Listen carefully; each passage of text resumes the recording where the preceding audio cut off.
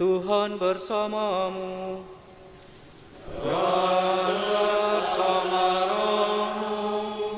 Inilah Injil Yesus Kristus menurut Santo Yohanes. Dimuliakanlah Tuhan.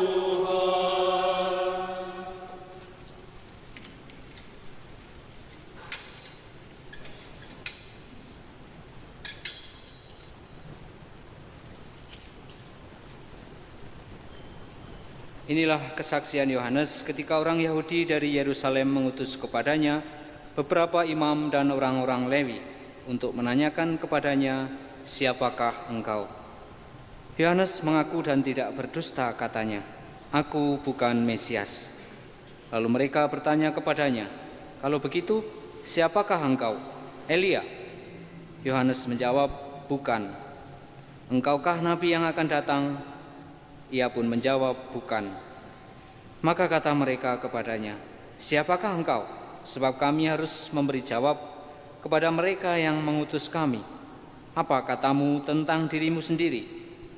Jawab Yohanes, "Akulah suara orang yang berseru-seru di padang gurun, luruskanlah jalan Tuhan seperti yang telah dikatakan Nabi Yesaya." Di antara orang-orang yang diutus itu ada beberapa orang Farisi. Mereka bertanya kepadanya, "Mengapa engkau membaptis jikalau engkau bukan Mesias, bukan Elia, dan bukan Nabi yang akan datang?" Yohanes menjawab kepada mereka, "Aku membaptis dengan air, tetapi di tengah-tengah kamu berdiri Dia yang tidak kamu kenal, yaitu Dia yang datang kemudian daripadaku. Membuka tali kasutnya pun aku tidak layak." Hal ini terjadi di Betania yang di seberang Sungai Yordan, di mana Yohanes membaptis orang. Demikianlah sabda Tuhan. Terpujilah Kristus.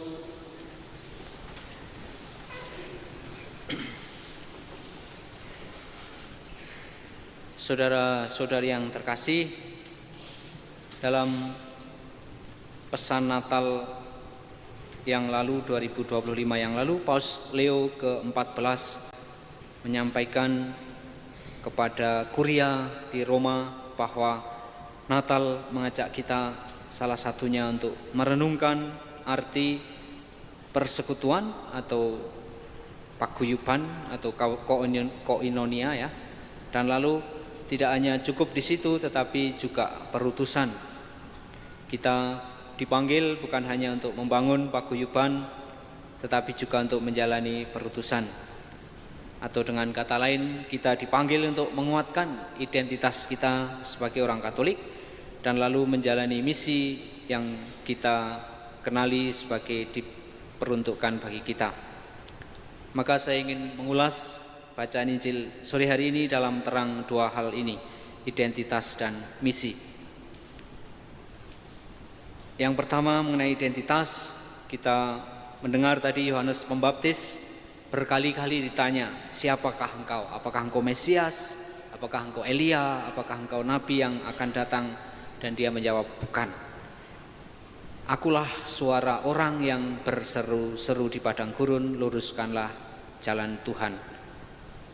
Dan inilah identitas yang dikenali oleh Yohanes Pembaptis mengenai dirinya sendiri, mengenai siapa dia dan bukan siapa dia. Dia bukan Mesias, bukan Elia, bukan Nabi, tapi dia mengenali diri sebagai suara yang berseru di padang gurun.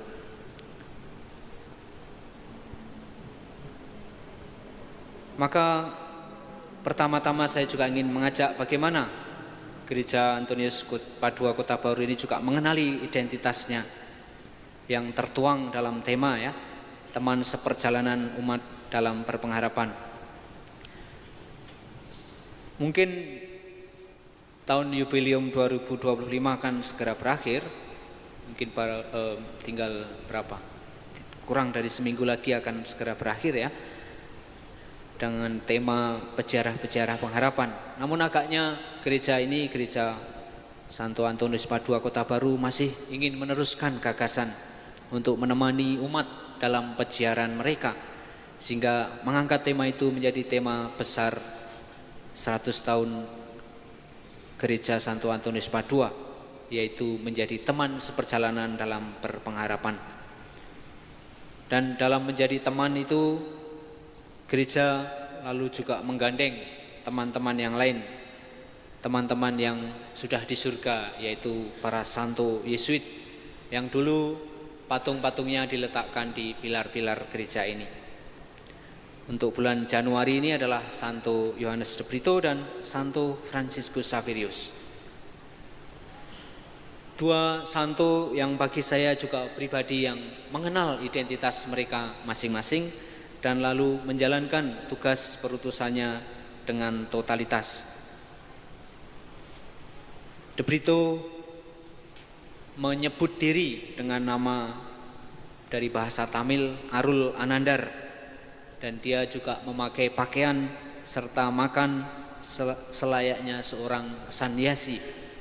Bahkan ketika kembali ke Eropa dan diminta tinggal di Eropa, dia tidak mau, dia memutuskan kembali ke India karena dia tahu identitasnya adalah seorang misionaris untuk India. Franciscus Xaverius, seorang mahasiswa yang sangat cemerlang di Universitas Paris, punya ambisi besar untuk menjadi ahli hukum, ingin mendapat pengakuan, gelar, dan kehormatan, sampai bertemu dengan Ignatius Loyola dan diajukan pertanyaan sederhana kepadanya, apa gunanya seorang memperoleh dunia tapi kehilangan nyawanya? Dan itu yang menyadarkan Franciscus Xaverius bahwa pusat dari segalanya bukanlah dirinya sendiri tetapi Kristus. Itulah identitasnya. Maka ajaan pertama dari Injil sore ini adalah menemukan dan meneguhkan identitas kita. Siapa kita, bukan siapa kita.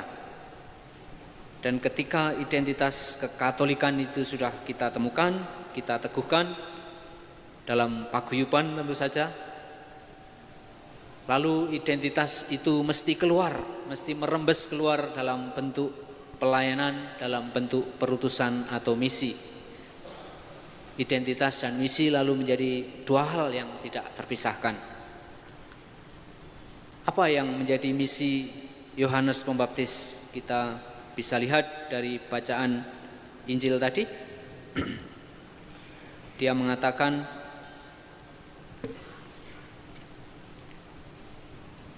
di tengah-tengah kamu berdiri Dia yang tidak kamu kenal, yaitu Dia yang datang kemudian daripadaku. Selain untuk mempersiapkan jalan Tuhan, Yohanes juga mempunyai misi untuk menunjukkan pada orang-orang ini Allah yang mungkin sudah hadir, Tuhan yang mungkin sudah hadir tetapi tidak mereka kenal. Dan kiranya ini juga yang menjadi misi kita bersama. Gereja ini setelah menyadari identitasnya sebagai teman seperjalanan, ingin mewujudkan bagaimana menjadi teman tersebut. Ini saya kira tercermin dalam sejarah gereja ini. Kalau kita membaca kembali sejarah gereja Santo Antonius Padua Kota Baru, akan melihat bagaimana gereja terus berkomitmen untuk mewujudkan identitas itu, menjadi teman seperjalanan umat dalam berpengharapan. Selain itu, secara khusus untuk tema bulan Januari adalah misi bela rasa, menumbuhkan harapan dalam misi bela rasa. Sesuatu yang saya kira telah cukup lama menjadi ciri khas gereja Kota Baru. Di Jogja ini misi Yesuit, selain paroki ada pendidikan di Kolese de Brito dan juga Sanata Dharma, tetapi juga ada misi-misi sosial. Dan seringkali gereja Kota Baru menjadi salah satu yang paling bermurah hati dalam hal itu.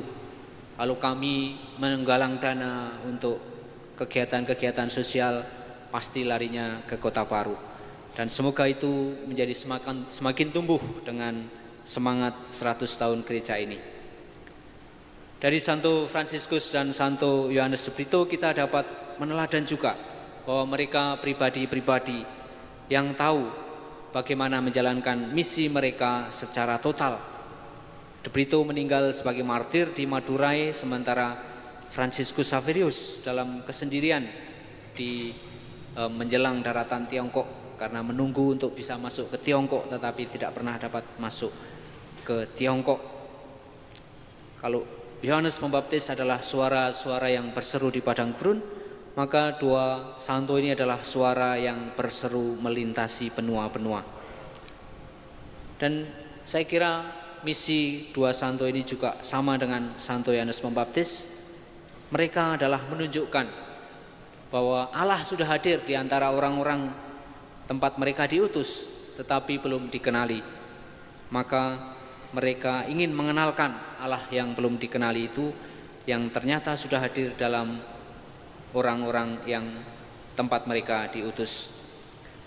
Maka marilah dalam perayaan Eucharistia ini kita mohon supaya melalui perantaraan Santo Franciscus Xaverius dan juga Santo Yohanes de Brito, kita pun dapat semakin mengenali identitas kita, siapa kita dan bukan siapa kita. Dan lalu dari situ mengenali misi perutusan kita, bahwa kita diajak untuk menemukan Allah dan lalu mengenalkan Allah kepada mereka yang belum mengenalinya. Kemuliaan kepada Bapa dan Putera dan Roh Kudus, seperti pada permulaan, sekarang, selalu, dan sepanjang segala abad. Amin.